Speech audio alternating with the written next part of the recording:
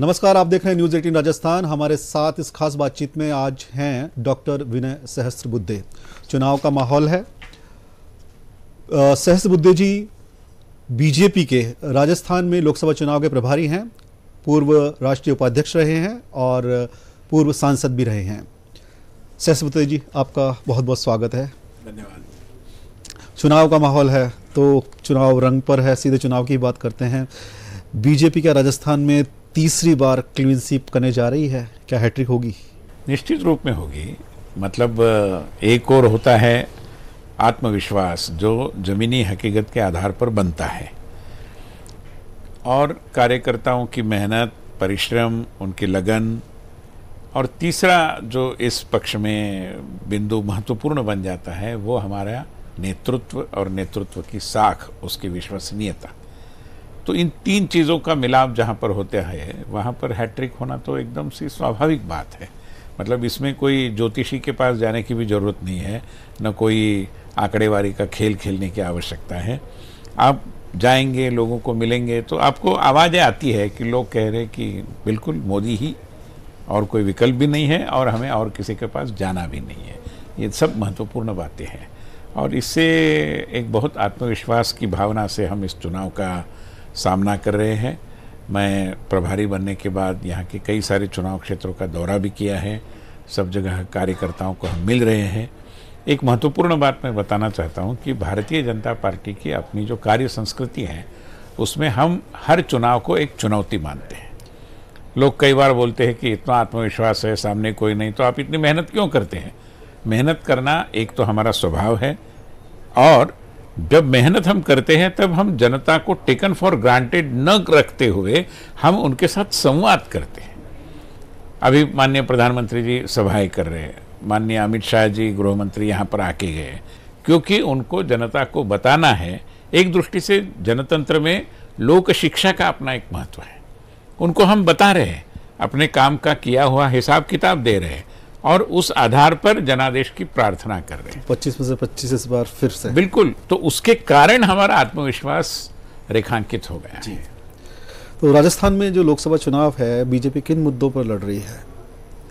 देखिए, राजस्थान में एक विशिष्ट स्थिति ये भी है कि 5 साल का जो कुशासन हमारे पूर्व कांग्रेस की सरकार ने यहाँ पर लोगों के अनुभव का विषय बनाया था, उसको मद्देनज़र अभी यहाँ के लोग कांग्रेस के बारे में सोचना भी नहीं चाहते, और उनको न सोचने की अवस्था निर्माण की है हमारे मुख्यमंत्री भजनलाल शर्मा जी ने। जिस पद्धति से उन्होंने अपने वादों पर अमल किया है, चाहे वो पेपर लीकेज और उस संबंधित घोटालों में जितने सारे लोग लिप्त थे उनको हिरासत में लेने की, कड़ी कार्रवाई करने की, और किसी को इस तरीके का साहस करने की ज़रूरत न हो जाए कि वो बच्चों के भविष्य से खिलवाड़ करे, ये जो उन्होंने सुनिश्चित किया है। कल मुझे बता रहे थे कि लगभग 85-90 लोग हिरासत में लिए गए। एकदम तरीके से एसआईटी काम कर रही है। उसी के साथ साथ एआरसीपी का भी विषय है कि जिसके कारण विकास के संदर्भ में वो भी एक बड़ा महत्वपूर्ण बिंदु बन गया है। तीसरी बात है कि जो केंद्र में, राज्य में लगभग सभी जगह हमने एक साबित किया है कि भ्रष्टाचार में लिप्त हुए बगैर आप विकास कर सकते हैं। श्रीमती इंदिरा गांधी कहा करती थी कि भ्रष्टाचार तो यूनिवर्सल समस्या हो गई, तो उसके आड़े वो अपने भ्रष्टाचार को भी एक दृष्टि से समर्थन देती थी, उसकी वकालत करती थी। हम ऐसा नहीं करेंगे, और इसलिए हमने भ्रष्टाचार को रोकना, विकास को गति देना और लोगों को सुशासन और विकास का अनुभव देना, इन मुद्दों पर हम चुनाव लड़ रहे हैं। केंद्र की सरकार ने जो सदिच्छा शक्ति पाई है, जो गुडविल संपादन की है, वो हमारा बहुत महत्वपूर्ण आधार है। और माननीय प्रधानमंत्री का नेतृत्व, जो एक करिश्मेटिक नेतृत्व अपने काम के आधार पर है। मैं थोड़ा लंबा जवाब होगा शायद, मगर बताना चाहता हूँ। पार्लियामेंट में एक बार हमारे कोई मित्र बोल रहे थे कि ये तो मोदी मैजिक है, मोदी मैजिक है। मैंने सदन में भाषण करते हुए कहा कि महोदय, ये मैजिक नहीं है, ये मेहनत है। और मोदी जी की जो मेहनत है वो रंग ला रही है। एक ऐसा प्रधानमंत्री जो 1-2 घंटे की भी छुट्टी नहीं लेता, जो रात दिन मेहनत करता रहता है, सभी मोर्चों पर लड़ता रहता है। और दुर्भाग्य देखिए कि हमारे देश का इतनी अभिनव कल्पनाएं उन्होंने दी देश को, मगर हमारे एकेडमिया में, हमारे इंटेलेक्चुअल अनटचेबिलिटी में विश्वास करने वाले मीडिया के ही कुछ मित्रों ने उसकी इतनी सरासर अनदेखी की है। मैं मानता हूं कि ये अन्याय है और जनता को ये सहन नहीं होता, इसलिए जनता पूरी ताकत से मोदी जी के पीछे खड़ी रहे। निश्चित तौर पर मोदी जी तो सबसे बड़ा फेस है ही इस चुनाव का। और आपने कहा कि सुशासन, जो कार्रवाई की गई है वो वादे निभाए हैं वो, और पिछली सरकार के जो कुशासन थे उनकी वजह से ये आप चुनाव जीते। आपने यहाँ पर बतौर चुनाव प्रभारी आपने यहाँ पर चार्ज संभाला है, आपके साथ में सह प्रभारी भी हैं। आपने जो अभी तक ग्राउंड रियलिटी देखी है, क्या आपको लगता है कहीं किसी सीट पर बीजेपी को कोई मुश्किल या चुनौती आ रही है? देखो, एकदम से मैं ऐसा ये सीटें मुश्किलें वाली, ये सीटें कम, ऐसा नहीं वर्णन करूंगा, क्योंकि ऐसा है ना, चुनाव जब तक वोट डाला नहीं जाता तब तक एक अधर की स्थिति में ही रहता है। और इसलिए इतनी कड़ी धूप में लोगों को बाहर निकालना, उनको प्रोत्साहित करना, ये सारे काम किए बगैर होते नहीं। वोटिंग लिस्ट में नाम है इसलिए मैं वोट थोड़ा ही न डालता हूँ, मेरे अंदर वो प्रेरणा जगनी चाहिए। वोट मैंने क्यों देना है, क्यों कड़ी धूप में मैंने खड़ा रहना है। लोग मुझे बोल रहे हैं कि 19 के साथ साथ 2 दिन छुट्टियां आ रही है, कई लोग बाहर जाएंगे। अभी बाहर मैंने नहीं जाना है, मेरा दायित्व तो मैंने निभाना है, ये भावना उसके मन में कब जगेगी? उसके लिए तो आपको प्रबोधन करना पड़ेगा, जाना पड़ेगा, बताना पड़ेगा, कन्विंस करना पड़ेगा कि आपका एक एक वोट बहुत मूल्यवान है हमारे लिए, और न केवल हमारे लिए, पूरे देश के लिए। और इसलिए वो काम हम कर रहे हैं सभी जगह। एक दृष्टि से जैसे कि हम मानते हैं कि चुनाव चुनौतीपूर्ण होता ही है, इसलिए हम ऐसा कोई वर्गीकरण नहीं करेंगे। हर सीट हम बहुत परिश्रम से, प्रामाणिकता से, और जो भी प्रतिभा हमारे कार्यकर्ताओं के पास है उस प्रतिभा का उपयोग करके लड़ रहे हैं। और इन्हीं मुद्दों के आधार पर मुझे लगता है कि हमें हैट्रिक का पूरा विश्वास है।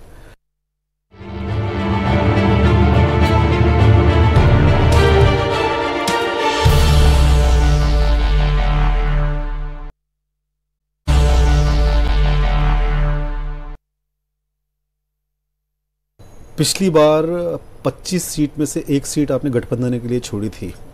इस बार कांग्रेस गठबंधन में है, बीजेपी पूरी सीटों पर अपने दम पर चुनाव लड़ रही है।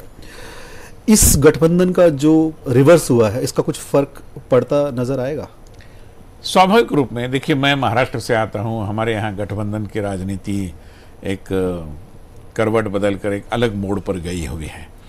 तो गठबंधन जब होता है तब हमारे कार्यकर्ता की जो एस्पिरेशंस होती है, आकांक्षाएं होती है, उन पर कुछ मात्रा में बंधन आ जाते हैं। जहाँ तक राजस्थान की बात है, मैं मानता हूँ कि ये गठबंधन न होने के कारण 100% भाजपा ये अभी एकदम वास्तविकता में उतर रहा है, और कार्यकर्ता उसके कारण बहुत प्रोत्साहित है।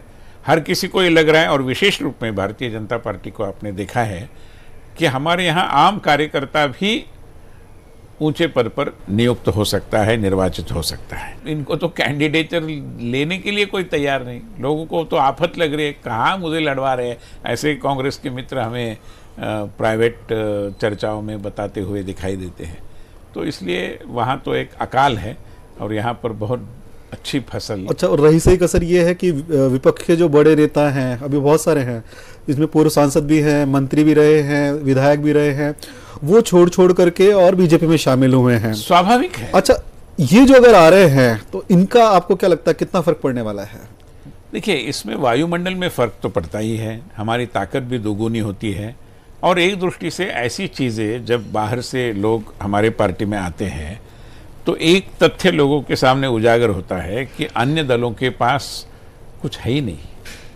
देखिए, एक क्राइसिस ऑफ पर्पस है कांग्रेस के अंदर। एक प्रवक्ता, जो पार्टी के राष्ट्रीय प्रवक्ता थे कांग्रेस के, गौरव जी, वो यहाँ आए। अभी वो उनके जैसे लोगों को तो कोई रैशनली नहीं लगता होगा, स्वाभाविक है। पुराना परिचय, इसके आधार पर मैं कह रहा हूँ कि वो एक एकेडमिक प्रवृत्ति के व्यक्ति है। उन्होंने सनातन की बात की। हाँ, तो उनको कोई मतलब एक और तो रैशनल नहीं, दूसरी ओर जो मतलब ऐसी चीज़ें जो वो नहीं करना चाहते उसके लिए उनको बाध्य किया जा रहा है। तो क्यों ऐसा मोल लेगा कोई भी व्यक्ति? इसलिए कांग्रेस में रहने का न कोई तर्क है, न कोई तुक है, न कोई तात्पर्य है। इसलिए लोग कांग्रेस को टाटा बाय बाय कर रहे हैं।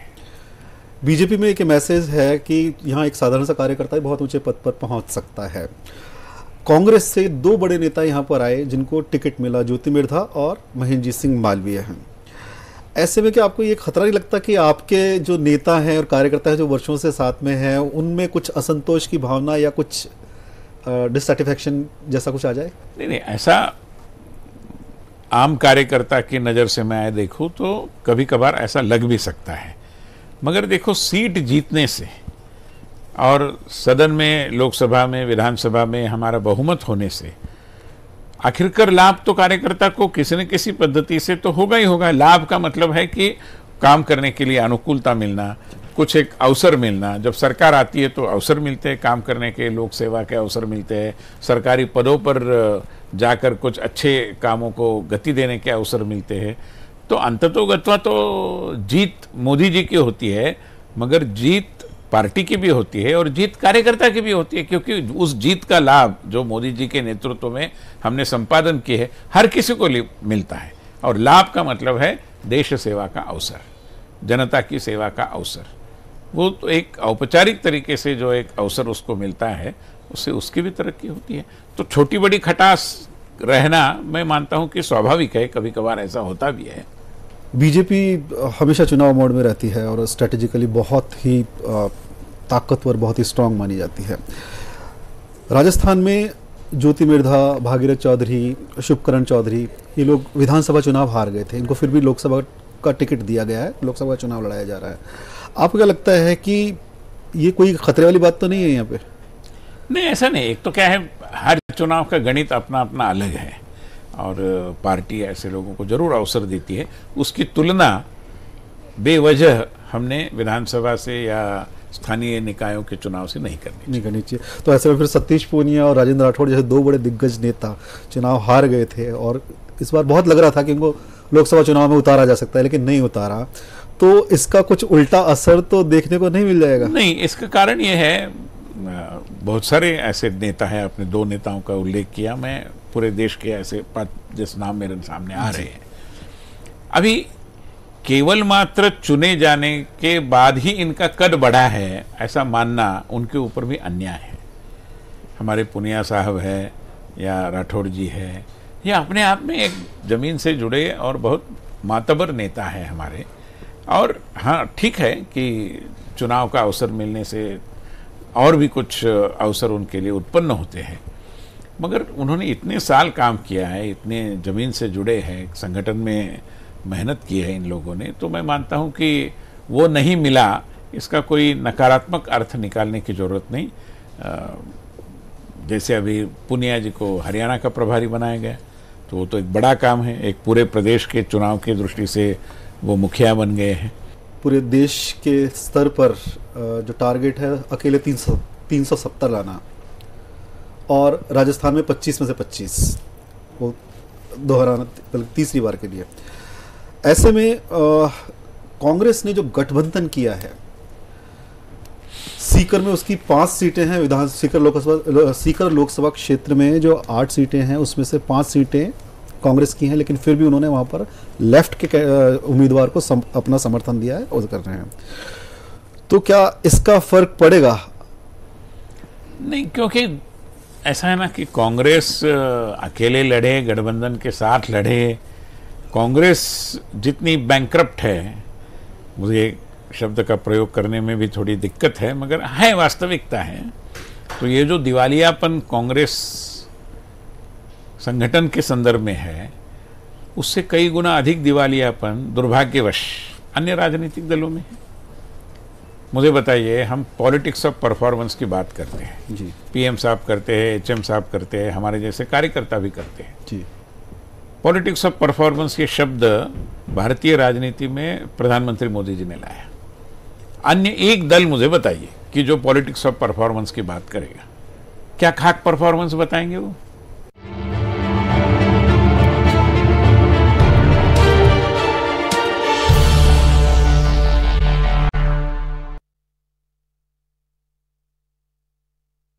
पिछली बार बीजेपी ने राजस्थान में गठबंधन किया था, नागौर सीट पर आरएलपी की हनुमान बेनीवाल उम्मीदवार थे और वो सांसद भी बने थे।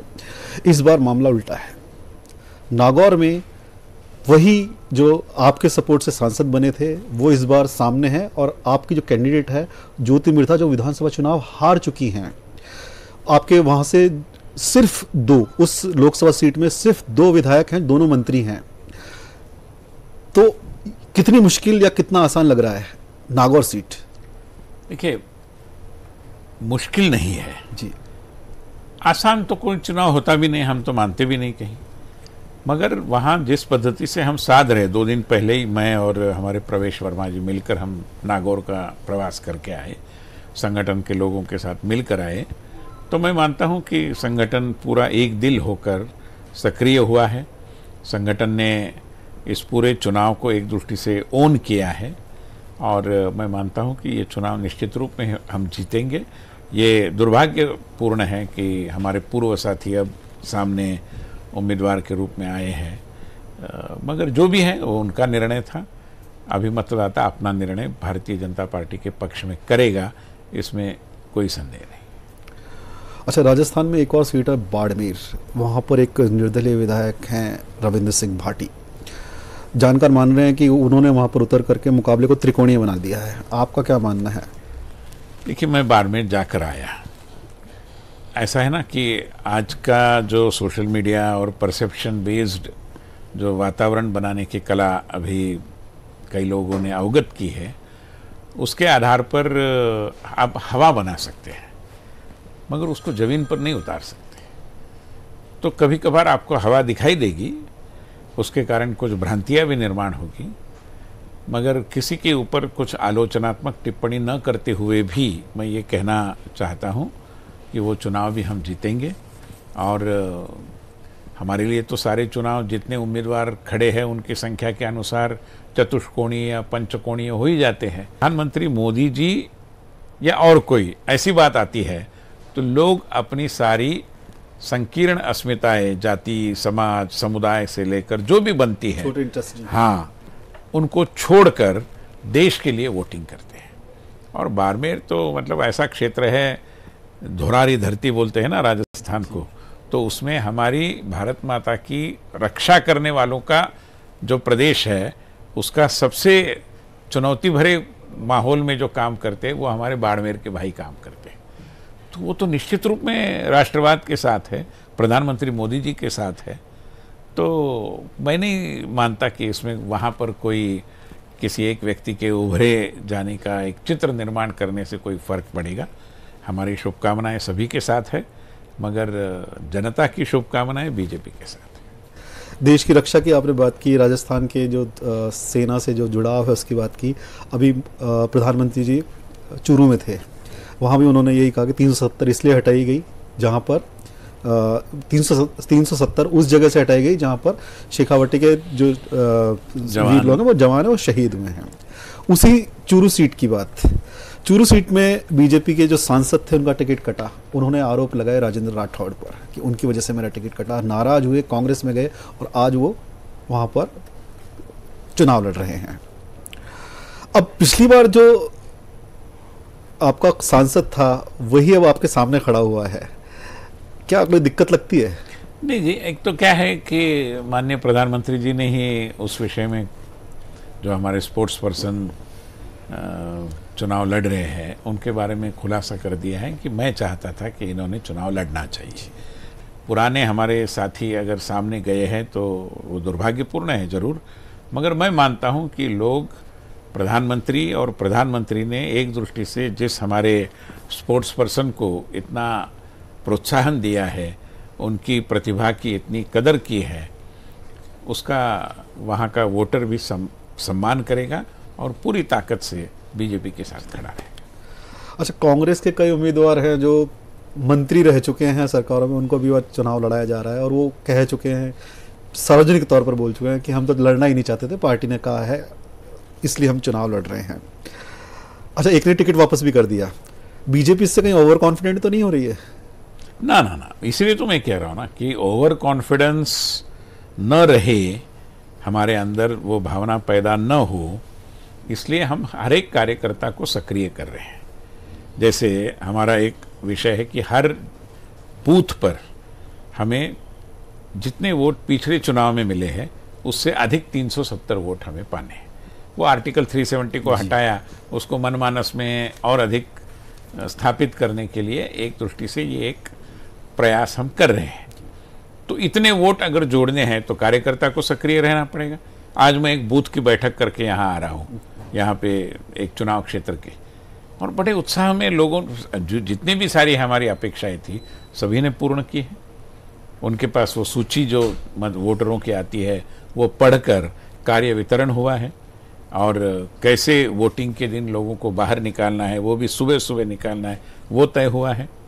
तो चुनौती रहती है, इसीलिए हम आत्मविश्वास को कहीं भी अवसर नहीं देते। राजस्थान में जो पहले फेज का चुनाव है वो रामनवमी के पास है। राम मंदिर प्राण प्रतिष्ठा जो एक बहुत पहले से बीजेपी के चुनावी घोषणा पत्र में मुद्दा रहा है वो पूरा हुआ है। कितना फायदा आपको लगता है कि इसका मिलेगा? देखिए, मैं एक उदाहरण लेकर, ऐसा है ना, प्रभु राम हमारे राष्ट्रीय देवता है एक दृष्टि से, और आपने सुना होगा फारूक अब्दुल्ला महोदय को भी ये साक्षात्कार हुआ जब वहाँ पर प्राण प्रतिष्ठा हो रही थी, तब उनका एक बयान चर्चा में आया कि राम क्या केवल हिंदुओं के हैं? अरे भाई, हम तो यही कहते थे ना इतने सालों से, अभी आपको आकलन हुआ कि राम केवल हिंदू के नहीं है। तो मेरे कहने का मतलब है कि प्रभु श्री राम एक राष्ट्रीय हमारे आराध्य है, तो उनका मंदिर बनना और उसके कारण जनता में एक सकारात्मकता का एक बहुत ज्वार जैसा भावनाओं का निर्माण होना, ये एकदम स्वाभाविक सी बात है। हर व्यक्ति का दिल जुड़ा है, क्योंकि अब तक इस देश में कांग्रेस ने जो राजनीति की वो हमेशा उनको क्या लगेगा इस सवाल के आधार पर की। धारा 370 हटाने का तो डॉक्टर बाबा साहेब अम्बेडकर का स्वप्न था, उन्होंने लिखा था, इन्होंने हटाया नहीं। क्यों जम्मू कश्मीर मुसलमान बहुल है, तो मुसलमान लोगों को क्या अरे क्यों उनको लगेगा? वो देशभक्त हैं, उनको क्यों ऐसा लगेगा? जो संविधान में है, बाबा साहब ने जो लिखा है, क्या उसको आप जमीन पर नहीं उतारना चाहते? बांग्लादेश के घुसपैठी इतनी बड़ी मात्रा में आते हैं, उनको हटाना हमारा दायित्व था, सरकार का दायित्व था, मगर उनको क्या लगेगा? फिर उन्होंने तो illegal migrants determination by tribunal कानून लाया और पिछले दरवाजे से इनको अंदर लिया। जितने पीड़ित सारे हमारे हिंदू, जैन, सिख भाई बहन हैं, उनको आश्रय देने का एकमात्र स्थान भारत है, तो उनके लिए सीए बनाना जरूरी था। कांग्रेस ने विरोध किया, उनको क्या लगेगा? उनको क्या लगेगा नाम का विषय है ना, इसको भारतीय जनता पार्टी ने हमेशा के लिए समाप्त कर दिया है, क्योंकि हमें विश्वास है कि हमारे अल्पसंख्यक समुदाय के भाई बहन भी हमारे साथ आएंगे, क्योंकि वो भी उतने ही राष्ट्रवादी हैं और विकास के इस धारा में वो भी स्वाभाविक रूप में सहभागी होना चाहते हैं। तो पिछले 10 साल में किए गए काम और जो रणनीति और ज़मीनी हालात को देख करके आपने जो रणनीति बनाई है, उसके आधार पर आपका पूरी उम्मीद है कि क्लीन स्वीप होगा। एक इसमें लेकिन बहुत इम्पॉर्टेंट चीज़ मैं थोड़ा सा आपसे जानना चाहूँगा कि राजस्थान में अभी जो विधानसभा चुनाव हुए थे दिसंबर में, इसमें जो आपकी ही पार्टी के कुछ बड़े नेता हैं, उनका जो अपेक्षाकृत जो एक योगदान होना चाहिए था, इन्वॉल्वमेंट जो होना चाहिए था, वो नहीं हुआ। कुछ भीतरघात भी हुए, और जो चुनाव के वक्त ये माना जा रहा था कि बीजेपी कम से कम 150 प्लस सीटें लेकर के आएगी, वो 115 पे आकर के उनका वो आंकड़ा रुका। जो 30-35 का नुकसान हुआ, क्या लोकसभा चुनाव में इस तरह का खतरा तो नहीं है? देखिए, विधानसभा के समय क्या हुआ मैं नहीं जानता, मैं कोई उस समय यहाँ प्रभारी भी था नहीं, और रात गई बात गई। आज तो वातावरण ये है कि हर कोई नेता इस महायात्रा में यात्री बनकर आना चाह रहा है, सहभागी है, मेहनत कर रहा है। जहाँ जहाँ भी जिन को हम कह रहे कि आप यहाँ पर जाइए, आपकी सभा वहाँ पर उपयुक्त होगी, वो पूरा मान रहे हैं। तो एक दिल होकर, और हम प्रधानमंत्री मोदी जी को फिर से प्रधानमंत्री बनाने के लिए उत्सुक हैं, तत्पर हैं। ये थे हमारे साथ राजस्थान में बीजेपी के लोकसभा चुनावों के प्रभारी डॉक्टर विनय सहस्त्रबुद्धे। खबरों के लिए देखते रहिए न्यूज़ 18 राजस्थान। नमस्कार।